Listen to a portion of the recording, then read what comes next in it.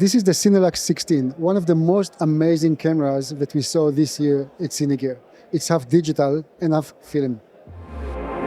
You're watching CineD, supported by B&H and CVP. Hi guys, I'm Johnny from CineD and I'm here with Cole. Cole, how are you? Hey, good. How are you, Johnny? I'm very well, thank you. And you have here really one of the most beautiful Frankenstein's products that I ever saw. What are we looking at?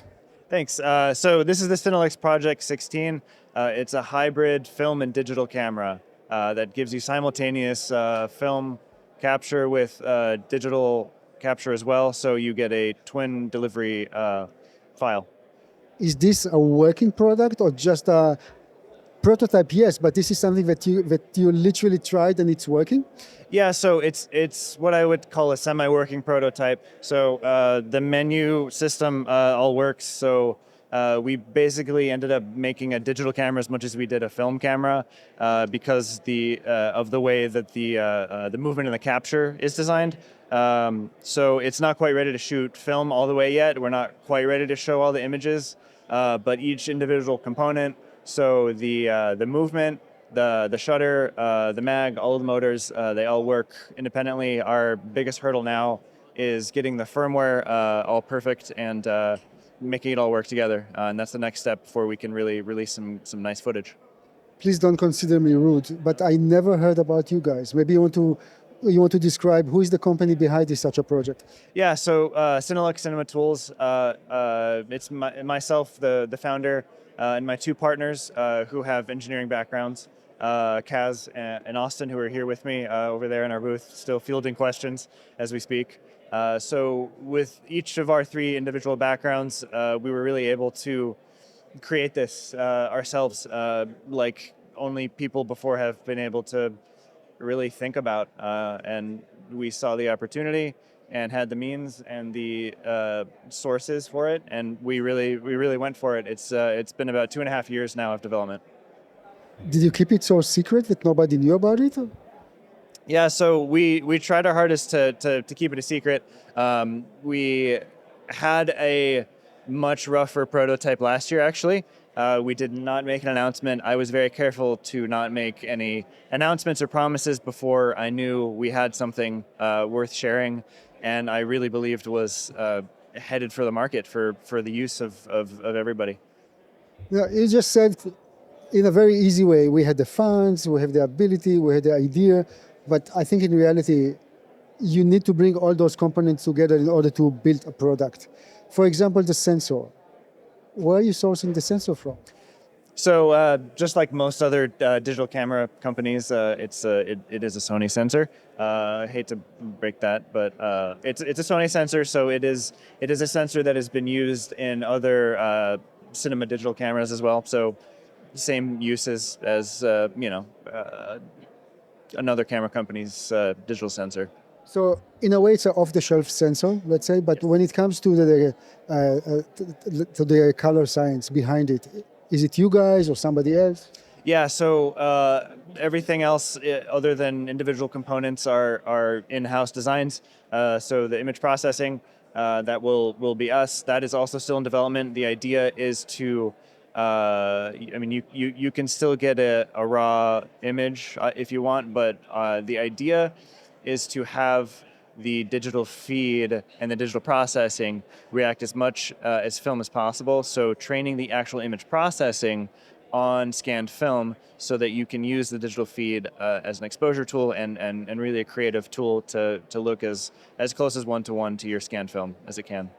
So, and of course, the sensor is Super 35, I guess. No, it's actually technically a 4/3 sensor, but it's windowed to the same gate size, which is Super 16. So what is more important here? The digital component? Like what is the main, when you shoot something, what is more important? The digital is the backup of the film or vice versa?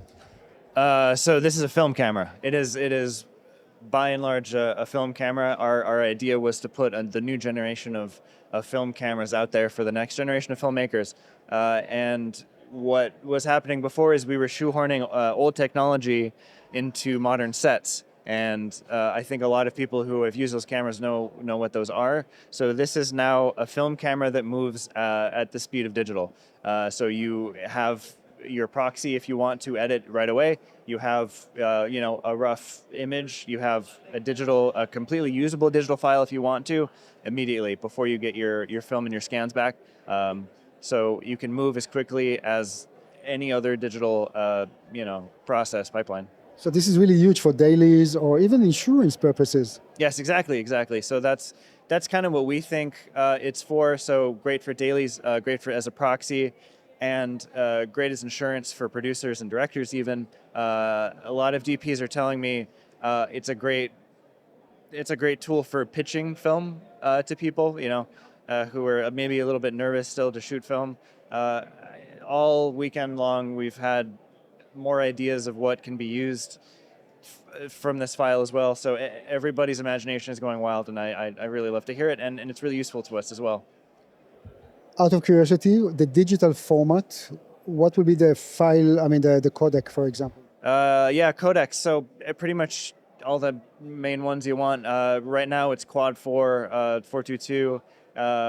We have something called Lux RAW, which is sort of our RAW file. You can do CineD and G as well.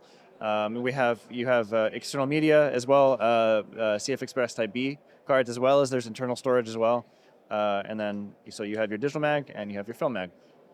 I think we could have talking for hours. Honestly, this is fascinating. Also from being an entrepreneur, it's an amazing story. How is the magic being done? How do you connect or time syncing or whatever the film part and the digital part? Yeah. So the main thing here, so many people who are familiar with film cameras know that you have a ground glass which is reflected, where your lens image is reflected to by the shutter mirror. So instead of a ground glass and an optical relay, we have a digital sensor so that you're getting a direct digital feed from the lens when the shutter is phased in front of the film. So you're getting a true twin capture. So what's happening is we have motors independent of the film and the shutter movement, so that you can time everything with digital motors and the shutter on the digital sensor to react as perfect as it can be. I've seen so much interest. Your small booth is packed. I saw you earlier walking here and some very well-known DPs around you. Describe the feeling of having, that's your baby, you and your colleagues, yeah. It's for you, must be amazing to feel it. Describe for me, please, how is it? Thanks. Yeah, I don't know. You can imagine it's a bit surreal. It's just been really affirming that the world is ready for this. The next generation of filmmakers are here. The next generation of film cameras needs to follow. Idea about pricing before I say thank you in Dubai? Yeah. So film cameras, a lot of film cameras have really skyrocketed in price. Used film cameras, all the best professional cameras, a 416 will cost you $60,000 these days. We're aiming for sub $40,000 for a basic kit to start, probably late next year. And the kit will consist of what? Basic kit would be like a camera and a mag. The film mags will be a bit cheaper than traditional because the pressure plate is in the camera now instead of the mag, so they'll be lighter and cheaper. Good. And you said next year, 2027, that's where you're going to debut the camera? That's what we hope, yeah. Best of luck. Thanks so much. Really amazing. Thanks. Guys, thank you very much for watching. And you know what? If you have questions, remarks, or anything that you want to know more, just write. And the guys, I'm sure they will have a lot of time to answer. Thank you.